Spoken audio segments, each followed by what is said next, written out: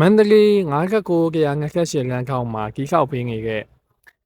ငှက်ခတ်ခွဲအာရှိအဆောက်အဦလေးပေါ့နော်ဒါကအကျန်းငယ်ပြီးတော့မယ်ခင်ဗျာအကျန်းငယ်ပြီးတော့မယ်အုတ်ကြီးလုပ်ငန်းကြီးအတွင်းချောလုပ်ငန်းကြီးပြီးပြီအပြင်မှာအချောကင်မှုပဲကြံမယ်ပေါ့နော်ကျွန်တော်အခန်းကြီးတစ်ချက်ပြပါမယ်အောက်ထပ်မှာဆိုရင်သူကမာကာဘရုံတစ်ခန်းပါတယ်မာကာဘရုံအကျယ်ပေါ့နော်သူကကျယ်တယ်အဲကန်းပါတယ်ခိုင်ကန်းဖွင့်မဲ့နေရာကြီးပါတယ်ပြီးတော့အပေါ်ကန်းမှာဆိုရင်မာကာဘရုံ3ခန်းပါတယ်ပေါ့နော်ပြီးတော့ဒီလို living space လေးတစ်ခုပါမယ်ကျွန်တော်ဒီအခန်းကြီးကနေပြီးတော့ဝရန်ငါကိုထွက်ပြီးတော့ချူကင်းလေးကြည့်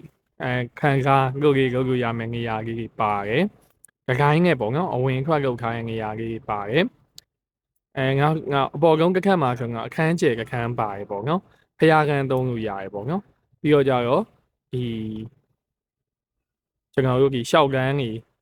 အပြင်ထွက်တဲ့ဝရန်ငါကြီးပါတယ်။ rooftop area လေးအဲ့ဒါလေးပါမယ်ပေါ့နော်။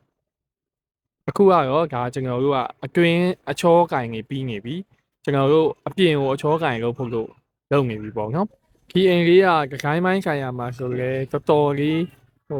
မော်ဂန်ဆန်ပြီးတော့တကယ်ကလောကကန်ရတဲ့အချိန်မှာပဲဖောင်ဒေးရှင်းတွေပါရက